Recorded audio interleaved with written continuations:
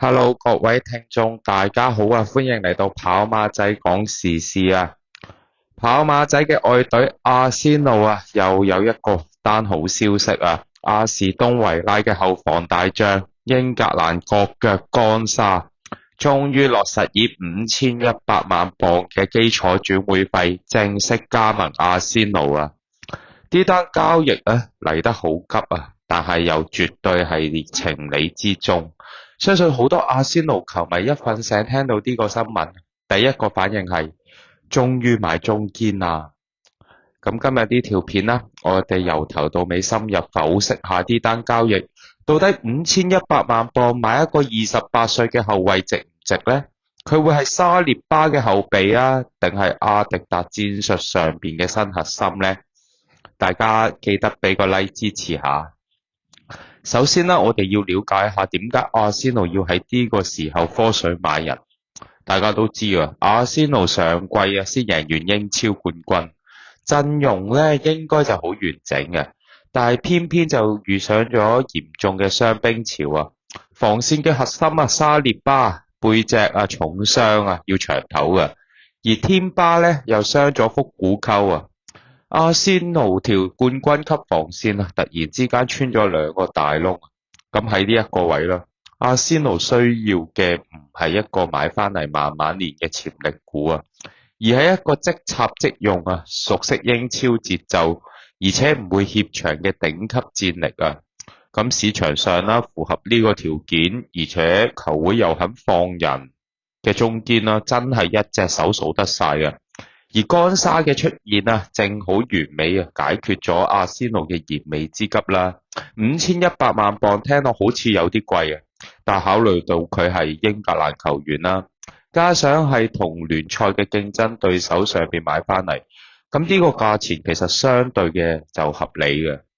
咁干沙嘅嚟到啦，喺戰術上面夾唔夾呢？我咁講啦，佢係可以夾到阿迪達嘅體系嘅。大家諗下，阿迪達最中意啲咩類型嘅後衛啊？第一啦，佢要識用波啦；第二，佢要有速度；第三佢要係踢到兩個位置嘅。而干沙就正正具備晒呢啲特質啦。佢喺維拉踢開右中堅，防守嘅企位咧就好聰明而且1對1嘅防守能力都好強更加重要嘅係佢非常之習慣應付到呢個高位嘅防線嘅。大家都知阿仙奴喺壓迫壓得係好上嘅，後防咧成日都會留低一大片嘅空位嘅。而干沙嘅回追速度同埋包抄嘅意識完美彌補咗呢個戰術嘅風險噶。另外干沙仲可以客串有閘噶，即係話喺沙列巴復出之前佢係可以完美頂上右中堅個位嘅，拍住加比爾。到沙列巴復出啦，佢又可以同 Ben White 係輪換右閘甚至喺某啲需要加強防守嘅硬仗入邊同沙列巴加比爾組成三中堅嘅體系呢種戰術嘅靈活性，俾咗阿迪達有更多嘅選擇噶。咁我哋再睇翻干沙嘅履歷啦，佢絕對唔係咩無名小卒而係一個真正見過大場面嘅球員佢即將係告別效力咗7年嘅維拉啦。咁佢由2019年由賓福特加盟維拉開始佢一步一步成長為呢個英超最頂級嘅後衛之一嘅。特別喺上個賽季佢喺阿馬利嘅領軍之下，佢簡直係踢出咗生涯嘅代表作佢喺英超上陣34次啦，佢亦都係幫到維拉殺入咗英超前4嘅，仲贏埋歐霸杯冠軍打破咗阿士東維拉球會30年嘅錦標荒呢種帶住贏波基因嘅球員對阿仙奴衛冕英超同埋喺歐聯爭取好成績絕對係有好大嘅幫助仲有大家記唔記得啱啱經過咗嘅2026年嘅世界盃干沙亦都係英格蘭國家隊嘅球員之一喺季軍戰對住法國贏6-4嗰場經典嘅戰役入邊佢仲親自攻入咗一球啊！咁經歷過歐霸決賽同埋世界盃嘅洗禮，干沙係絕對係一個大心臟嘅球員啊！總括嚟講啦，好多球迷會問，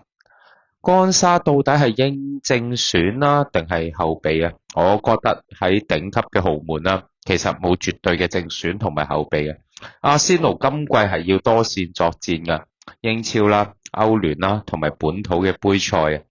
賽程係密到係唞唔到氣噶。而干沙嘅加盟啊，與其話買個後備，不如話係將阿仙奴嘅陣容厚度又提升咗另外一個層次啊！真正具備同曼城皇家馬德里巴塞隆拿、巴黎聖日耳門抗衡嘅資本啊！佢有經驗、有實力、有靈活性，5100萬磅買到一個當打之年嘅頂尖嘅英格蘭國腳，呢單交易絕對係 A 級嘅評分啊！唔知大家又點睇干沙加盟阿仙奴呢單轉會呢？你覺得佢可唔可以完美頂替住沙列巴個位啊？歡迎喺下邊留言區話我知啊！如果你中意今集嘅內容，記得俾個讚，分享俾你嘅朋友，同埋訂閱我嘅頻道。我哋下條片見，拜拜。